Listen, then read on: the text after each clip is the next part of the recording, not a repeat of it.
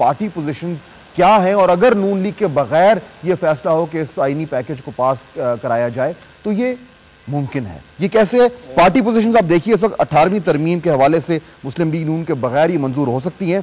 मिसाल के तौर पर कौमी असम्बली का ऐवान 342 अरकान पर मुश्तमिल है। 2/3 अक्सरियत के लिए 228 अरकान की ज़रूरत है।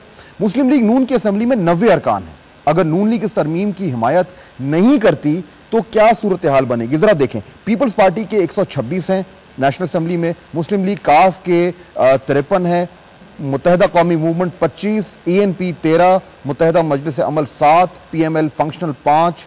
टोटल तादाद इन पार्टीज की 229 हो जाती है। 228 की जरूरत है, 2/3, 229 की हो रहे हैं। इसमें नोट करें कि आज़ाद और फाटा उम्मीदवार फाटा के जो 17 लोग हैं वो इसमें शामिल नहीं हैं। अच्छा, सेनेट में भी सूरत हाल कुछ ऐसी है। सेनेट में कुल अरकान 100 हैं। 2/3 अक्सरियत के लिए 67 अरकान की जरूरत है। सेनेट में मुस्लिम लीग नून की सिर्फ 7 नशस्तें हैं, पीपल्स पार्टी 27, मुस्लिम लीग काफ 21, मुत्तहिदा मजलिस अमल 9, MQM 6, अवामी नेशनल पार्टी 6, JUI फे 4, और ये टोटल तादाद बनती है 73। यानी 67 की ज़रूरत है, 73 यहाँ भी बन जाते हैं। आज़ाद और कौम परस्त जमातों के अरकान की तादाद जो है वो 18 है। कहने का मतलब ये है कि अगर ये चाहें, अगर ये दीगर पार्टीज जो हैं ये चाहें तो नून लीग को साइड पे रखकर ये जो तरमीमें हैं, ये इस्लाहाती पैकेज को पास किया जा सकता है। नजर गोदल साहब, ऐसी सूरत हाल बनती नजर आ रही है आपको? मैं आपको इस बात में इतनी अर्ज करूंगा कि अभी हम इतने मायूस नहीं हैं।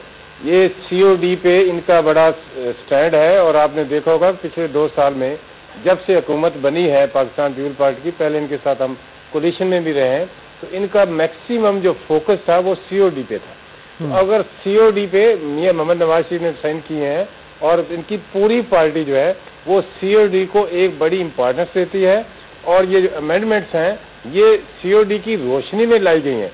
और दूसरी बात ये है कि जो इनका मसला है, ये तो हमारे सारे पूरी पार्लियामेंट का मसला है कि जजेस को, जुडिशरी को इंडिपेंडेंट होना चाहिए और किसी किस्म का इन्फ्लुएंस नहीं आना चाहिए। और उसमें एक जो कंसेंसस था ये मेन स्ट्रीम पार्टी का दोनों का, वो COD पे था। तो मैं ये समझता हूँ कि मैं आज भी कोई मायूस नहीं हूँ। इनकी बड़ी पॉलिटिकल पार्टी है, डेमोक्रेटिक पार्टी है। यकीनन जो डिस्कशन हो रही है, लेकिन आपके जहन में तो ये होगा कि अगर जरूरत आई, अगर वक्त आया तो ये हो सकता है। बिलोर साहब, ये पॉसिबिलिटी है? मेरे ख्याल में आपने कैलकुलेशन की है? नहीं, मेरा ख्याल में ये जैसे पहले कंसेंसस के इसके सारी अमेंडमेंट्स हुई हैं और तमाम पार्टी के दस्तखत हैं, मेरा नहीं ख्याल कि हम इससे कोई बैकआउट करें। और मियां साहब से हमने दरख्वास्त भी करेंगे, बल्कि उनके पार्टी के लोगों का भी यही ख्याल है कि हमने जो अमेंडमेंट्स की हैं मुत्तफिका तौर पर की हैं और पार्टी की आदत को एतमाद में लेकर की हैं। मुझे कोई वजह ऐसी नजर नहीं आती कि खुदा न खासा इस किस्म की नौयत आएगी। बिलोर साहब, जरूरत पेश आनी चाहिए, बवक्त जरूरत ये हो सकता है, ये जो मैंने नंबर्स गेम बताई आपको?